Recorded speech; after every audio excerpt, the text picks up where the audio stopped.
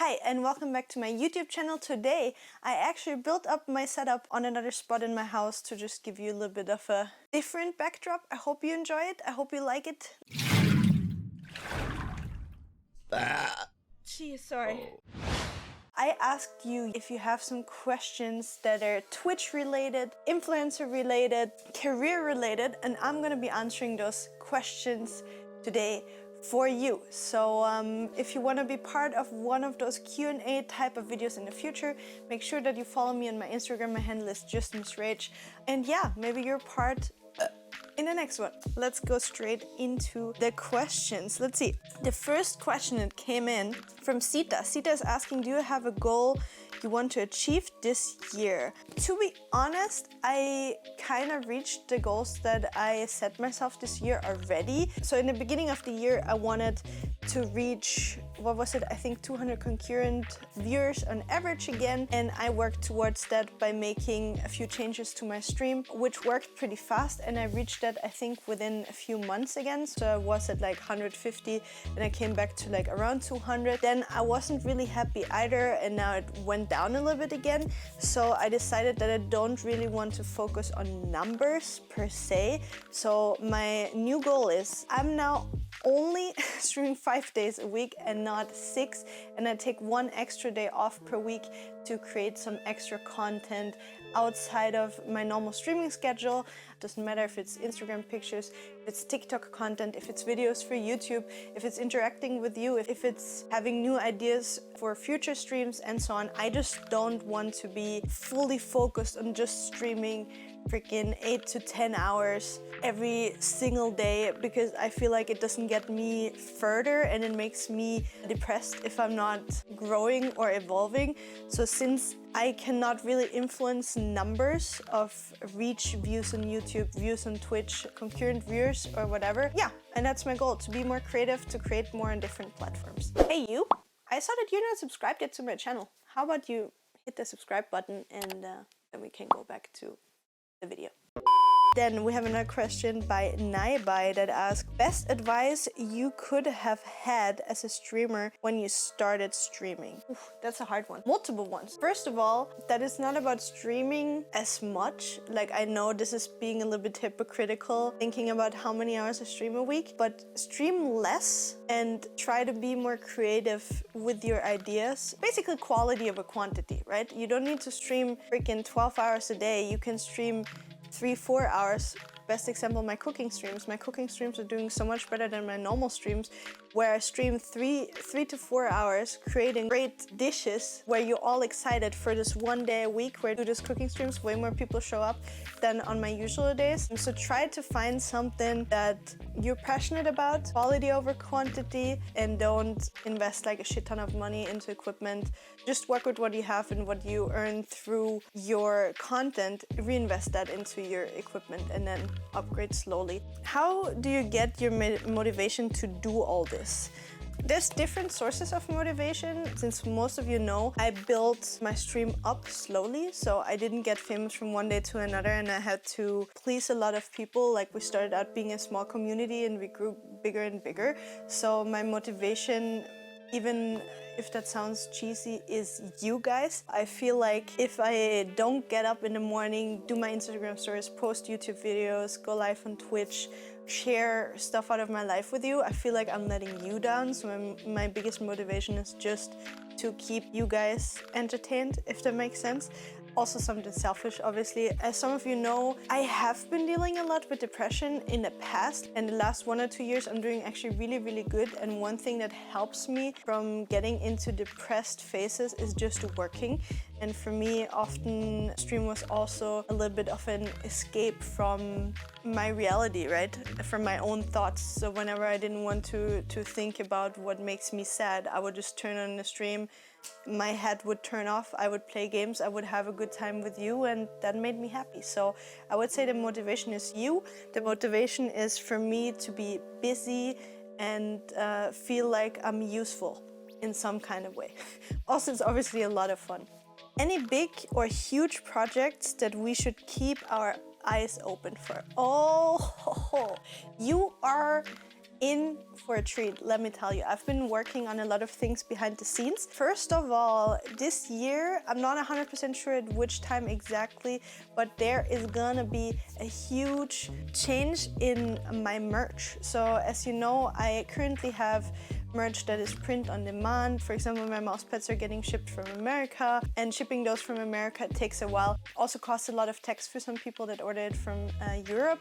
So I actually found a new company to create merch for. You're gonna be in for a treat, a new mouse pad. So maybe we can give a little bit of a spoiler here for you with little sneak peeks. If you know my friend Nikki, he already designed my last mouse pad that was a really huge success. So we made a new one with a bunch of cats. This time also food, obviously. And you're gonna be able to get this one. I was able to source a really great company that is making mouse pads almost the exact same quality as my last mouse pad, which is really important to me. It has like stitched edges. I'm gonna make a video on everything that's gonna come out in the future. But yeah, you can expect new mouse pads, you can expect a new t-shirt, a new hoodie, and maybe a beanie. You know, it's getting cold, it's beanie weather, we all love freaking beanies. So yeah, you're in for a treat with new merch. Also, I'm gonna be at the Vienna Comic Con this year, and I'm working on a project with my friend Steffi. Most of you probably know her. So we've been working on a project together. As you know, we also have Derps and Burps, but we're working on something new that's gonna come towards your way hopefully soon. All I'm gonna say is Two Queens gonna bring some amazing content your way, and you shouldn't miss that. And then I got a question from Devon that is asking, is it necessary to have custom sub or follow notifications? Is it better to buy or make them by yourself? I think there's a lot of free stuff, so you don't necessarily need to get an artist to make something super custom-y and expensive for you. I would say when you just start out streaming, just take one of the customizable ones and create something that you like. And later on, if you make enough money, basically the same with the gear, right? Later on, if you feel like you want something more special, something personalized, then go hire an artist and get your dream alerts made. I would do it that way. Reinvest the money you make through your stream into your stream. So if you're making...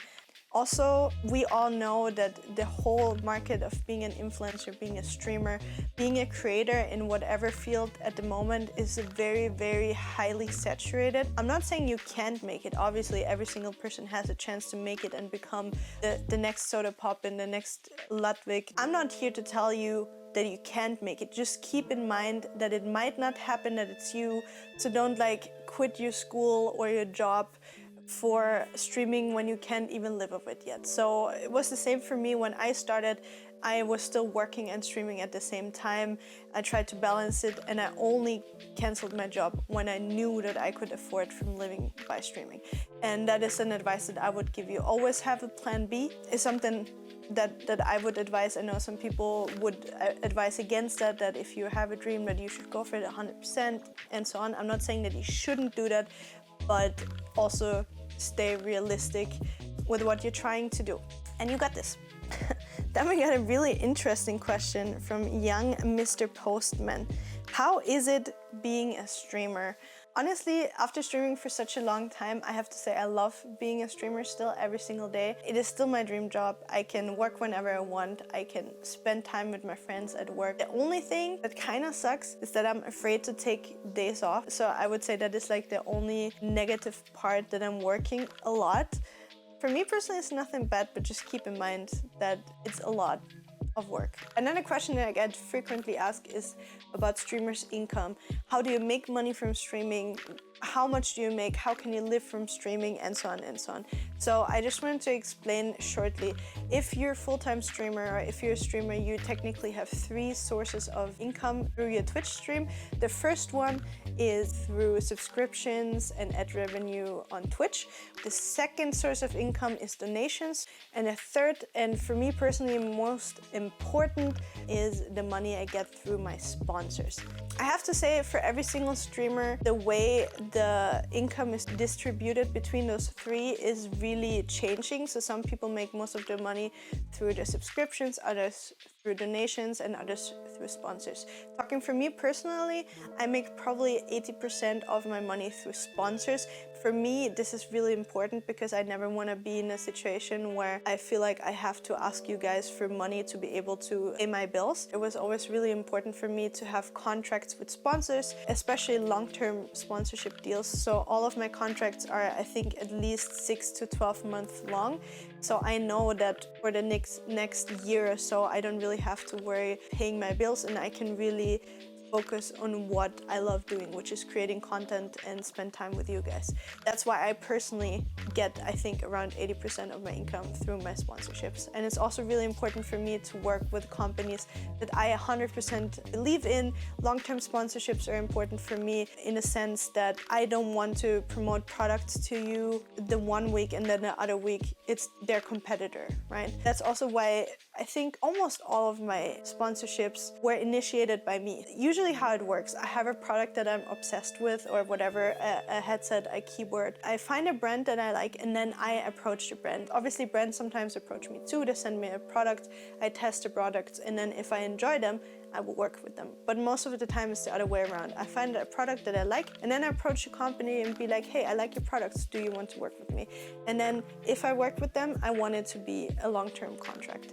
For example, Logitech, I wanted to work with them, I think for two and a half years before I got a contract. I was super annoying towards them. I begged them forever to work with me, and after 2 years it worked, and now we're in a partnership, I think, for over 2 years already. So those were your questions, and I threw in the whole money part because I get asked about that on stream and in my DMs a lot. Yeah. If you have any more questions, make sure to drop them in a comment. Also, don't forget to put a thumbs up, and we will see each other on the next Thursday.